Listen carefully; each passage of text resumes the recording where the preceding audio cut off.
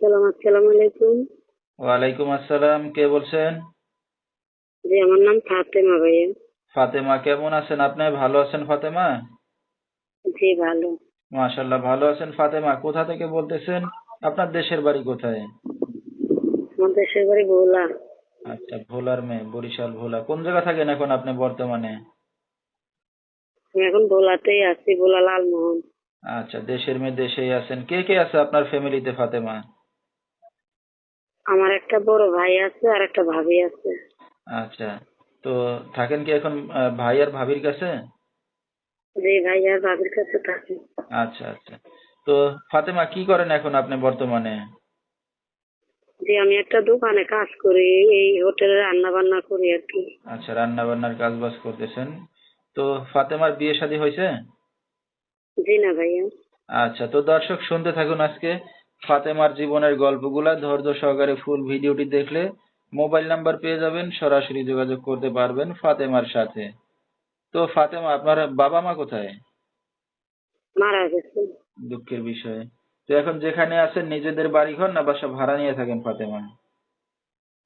যে আমাদের বাড়ি ঘর ছিল, আমাদের এই ভোলা জেলাটা হয়েছে ধরেন নদীতে ভাঙে গেছে তো, আচ্ছা আচ্ছা। এই জন্য আমরা আমরা একটা ঘর ভাড়ায় থাকি। ঠিক আছে, মানে বাবার রেখে যাওয়া কোনো জায়গা সম্পত্তি এমনি আর আছে? জি না, ওইরকম কোনো সম্পত্তি নাই। আচ্ছা আচ্ছা। লেখাপড়া শিখতে পারছেন ফাতেমা আপনি?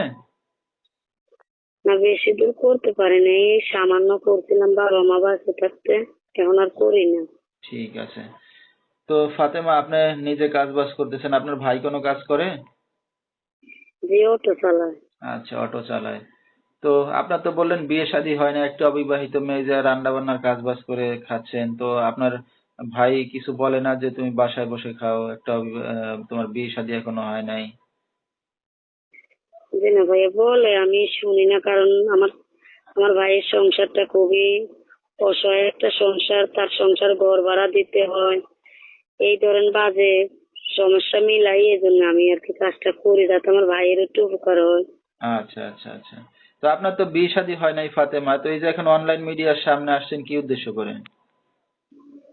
আর সে যদি একজন সুন্দর মানুষ, ভালো মনের মানুষ পাই, যে আমার আমার সাথে বিপদ আপদ আমার পাশে থাকে, এরকম একজন মানুষ পেলে তার সাথে আমি বিয়ে বসবো, কারণ আমার ভাইয়া যৌতুক দিয়ে আমাকে বিয়ে দিতে পারে না।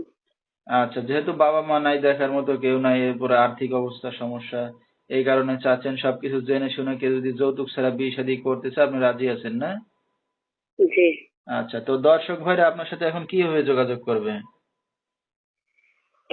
আমি তো ফোন নাম্বার বলতে পারবো না, আমার এই নাম্বারে আপনি একটু কষ্ট করে বলে দেন, এই আচ্ছা, নাম্বারে যোগাযোগ করতে পারবেন।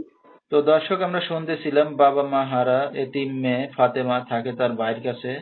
তো যেহেতু একটা অবিবাহিত মেয়ে, নিজে এখন কাজ বাজ করে ভাইয়ের সাথে থেকে একসাথে চলাফেরা, তো এখনো বিয়ে শাদী হয় না, এখন যদি সবকিছু জেনে শুনে তার পাশে এসে দাঁড়াতে চান বা দায়িত্ব নিতে চান, এই নাম্বারে যোগাযোগ করলে ফাতেমাকে পেয়ে যাবেন।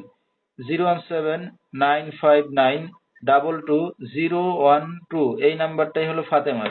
তো ফাতেমা, রাত বেরাত্রে অনেক দর্শক আপনাকে ফোন দেবে, কোনো সমস্যা হবে আপনার? জি না। আচ্ছা, তো দর্শক বিস্তারিত জানতে সরাসরি ফোন করবেন। ভিডিওর স্ক্রিনে নাম্বারটা পেয়ে যাবেন। আজকের মতো এখানেই শেষ করছি। আসসালামু আলাইকুম।